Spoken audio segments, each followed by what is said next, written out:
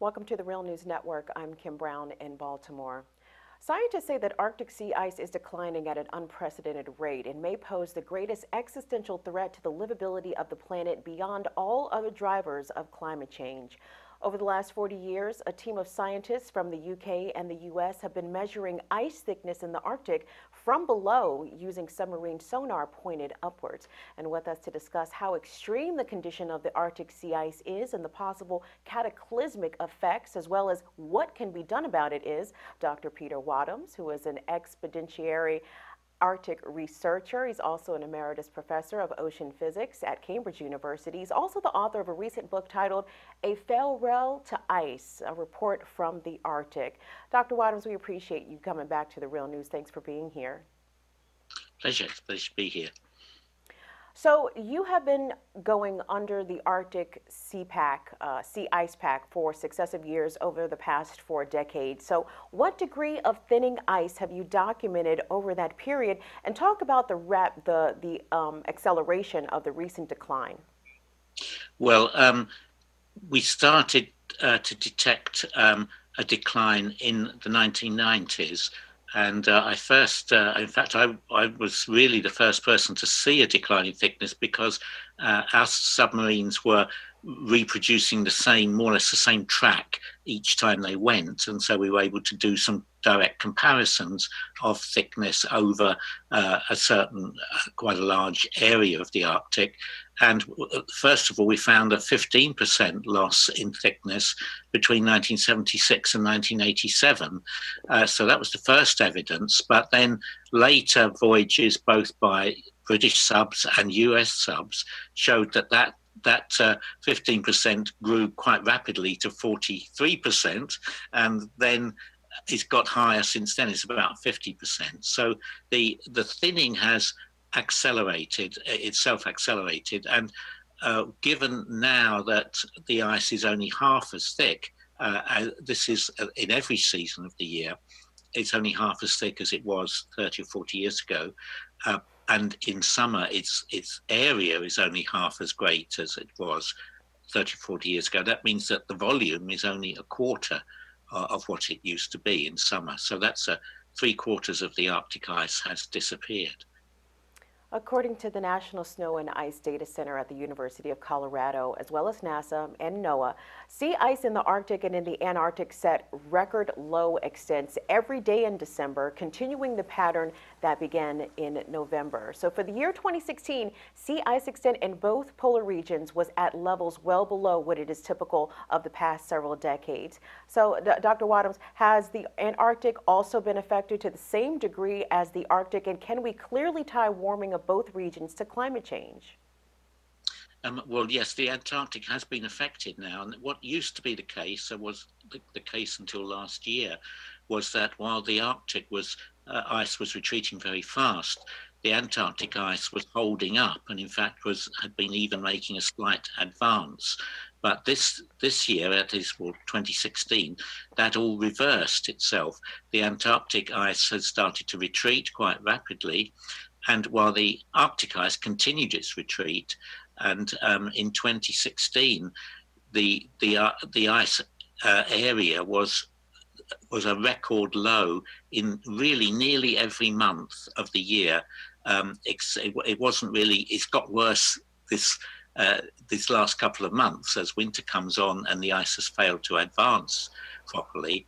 But it was also at a record low right the way through 2016, right from the autumn of 2015, when I was up there on an ice break at the Sikuliaq, and we found the ice in the Beaufort Sea failing to advance in autumn as it should be doing, and that failure led to a slower rate of advance right through the winter, so that every month of 2016 there was a lower area of ice than in any previous month, similar month, except for that just a little period in September, which is the absolute minimum time, when there was slightly more ice around this year, slightly more ice around than in 2012, which was the record holder. So we see right through this year, the ice, except for this 1 month period, we see ice at an absolute minimum. And since September into autumn, when the ice should have been advancing, it's not been advancing properly in the Arctic, and also it's been retreating faster in the Antarctic. So you add the two together, and we now have got an unprecedented rate of loss of overall ice area in both polar regions. So it's now way below anything it's ever been before. Peter, talk to us about the effect that less ice and snow coverage in the polar regions, particularly in the Arctic, has in terms of turning up the Earth's temperature even further.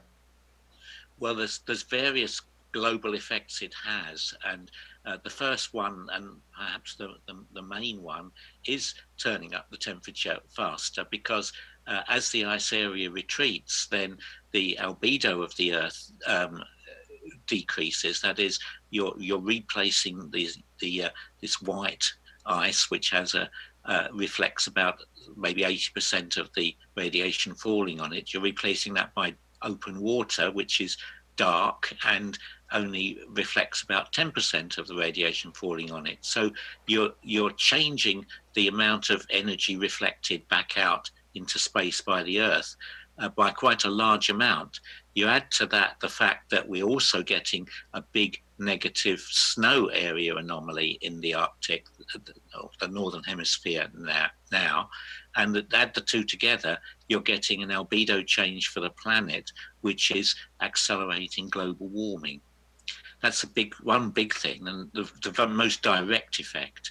But the indirect effects, which are also pretty serious and go in the wrong direction, are that the warmer air around the Arctic in summer months is moving over the Greenland ice cap and causing higher temperatures on the surface of the Greenland ice cap, and it's melting faster, and that meltwater is running down through the ice cap, causing glaciers around the edge of the ice cap to run faster and dump more icebergs into the ocean. So we're getting more mass of ice going into the ocean from the loss of ice from Greenland, which is accelerating the rate of global sea level rise, and that is very serious. Will give us probably much more than 1 meter of sea level rise by the end of this century, while previous estimates were something like 30 to 60 centimeters.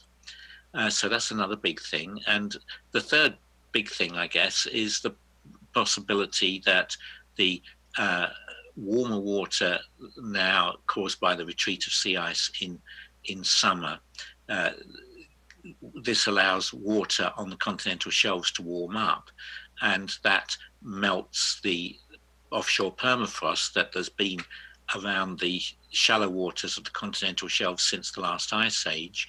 That permafrost is melting, and what lies underneath is a large amount of methane in the form of methane hydrates.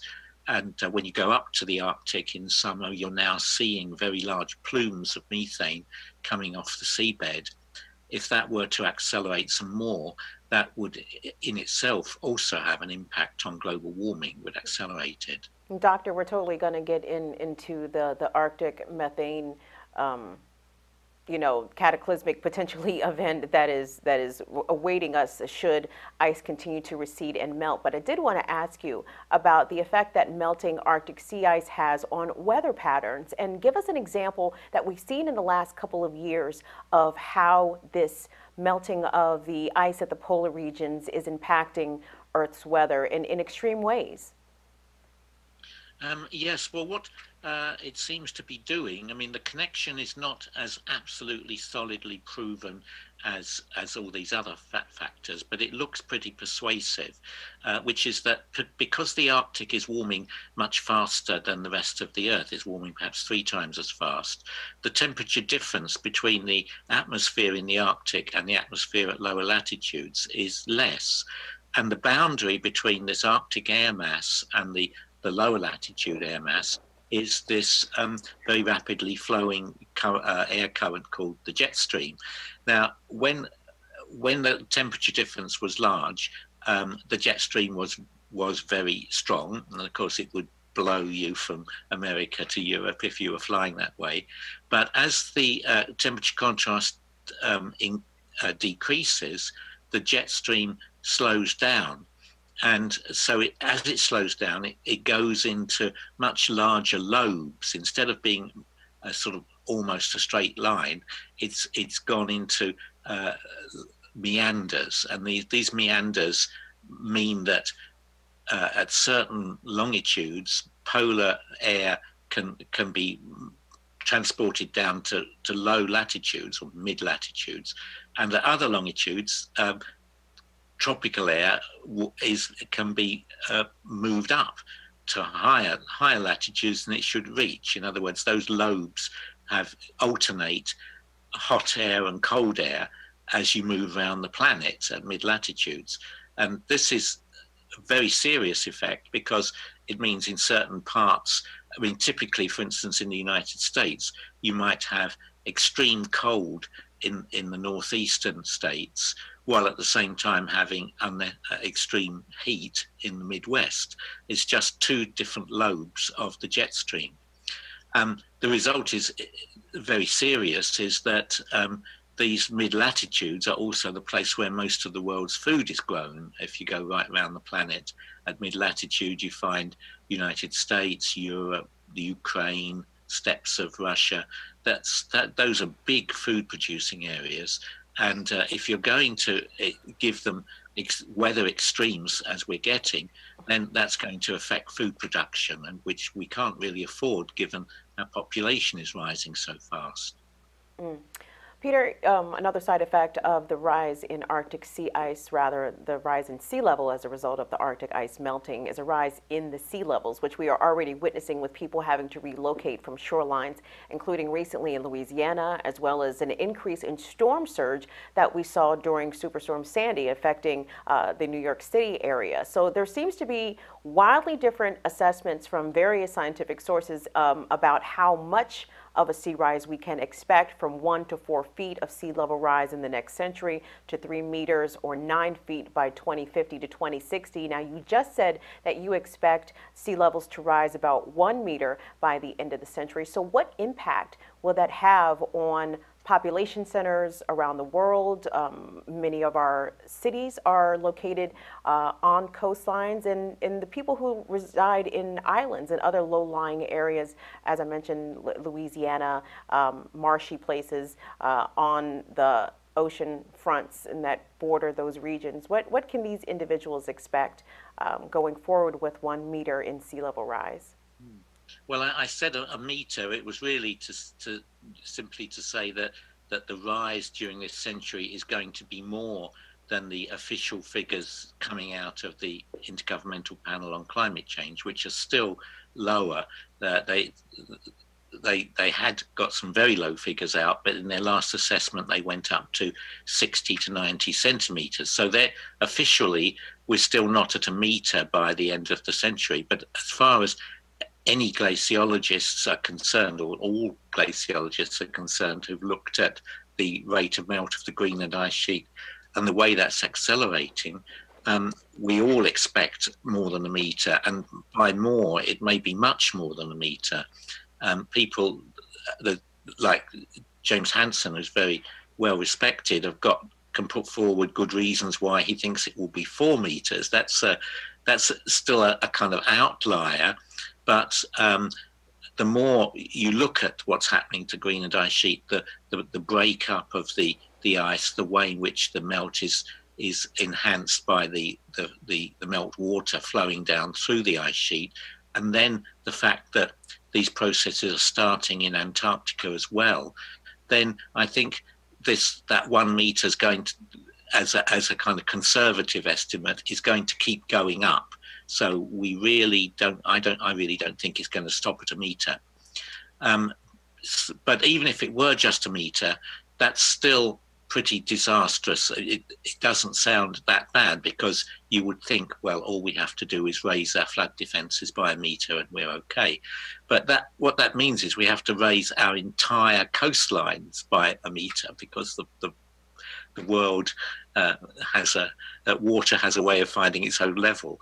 And that means that we can protect wealthy parts of the world but we can't protect the poor parts of the world. So we can protect the coast of Netherlands or even the coast of Britain, but we can't protect the coast of Bangladesh or the coast of eastern China, where you have a very large amount of low-lying land with huge numbers of farmers, poor people living right down at sea level in an area with lots and lots of inlets like the Bay of Bengal, and a high population living beside the sea and then a high population behind them. So poor farmers in Bangladesh living right down at sea level, if there's a flood or storm surge, they can't move anywhere. They can't move back to high ground because the high ground is occupied by another few million poor farmers.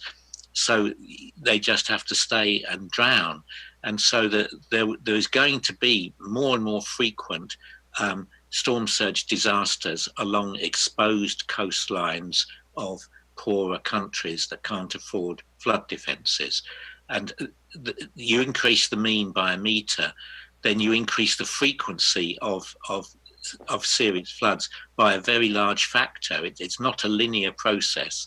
You think a metre is not very much, but when you look at probabilities of storm surges or intervals between storm surges, those probabilities go up very rapidly when you change the mean. So it's bad news for poor countries, and even when we move to richer countries, we are getting to a point where you can't afford to maintain or raise flood defences along the whole of a coastline. I mean, the US case that's most vulnerable is Miami, because there you're getting the water coming up from below as well as coming in from the side because of being built on porous limestone. So the effects are very much worse. And so there,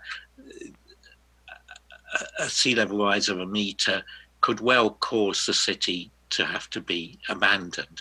And the impact on, of course, on the national economy would be very high. I mean, not least because of the way in which real estate prices and values are such a large component of the overall national economy because of coastal real estate being very, very expensive. So I would think we'd have to look very much at what individual cities have to look at how they're going to respond to the fact that the sea level rise that's going to happen is greater than they've been led to expect. They have to try to make plans, and not all cities can make plans for that. So certain cities will have to think about moving.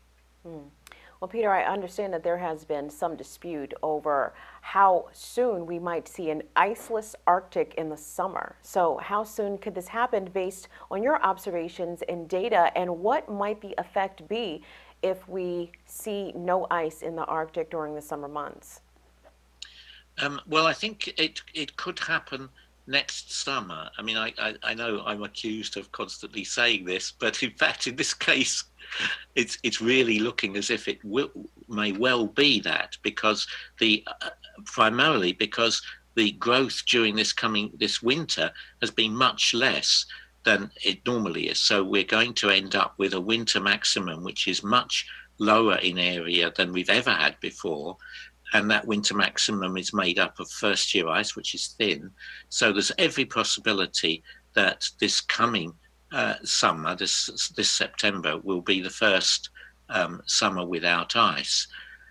Now, it in itself, it doesn't make more of a difference than simply a retreat, because the retreat that's happened up to now has already exposed the continental shelves of the Arctic to being open water in summer, which is what's allowed those coastal waters to warm up and give us this methane threat.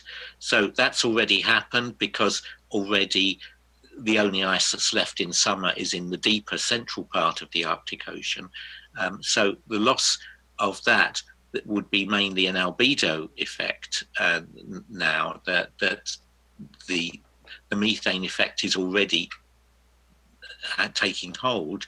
So the further loss to leave us with no ice at all would be primarily the immediate effect would be on the Earth's albedo, but also it would mean the Earth has completely lost its air conditioning system in the summer, and that will delay the subsequent freeze up in the autumn, because there'll be so much heat being put into the ocean by the solar radiation in summer that it will slow down the subsequent winter growth rate even more, and we'll have something next winter worse than we've got this winter. What we're getting this winter is limited growth of the ice. So next winter will be even more limited growth. So in other words, we're going to get to the point where we're not getting the ice back properly during the winter. So what may well happen is that the winter growth rate will give us a much more rapid loss of winter ice area than was previously expected, as well as the summer ice disappearing completely. We've been speaking with expeditionary Arctic researcher Dr. Peter Wadhams. He's also an emeritus professor of ocean physics at Cambridge University and the author of the recent book titled A Farewell to Ice, a report from the Arctic. So please join us for the second part of this interview on what has been called the Arctic methane emergency, considered one of the greatest possible threats to our existence. And we'll ask Dr. Wadhams if it can be stopped. Thank you for watching the Real News Network.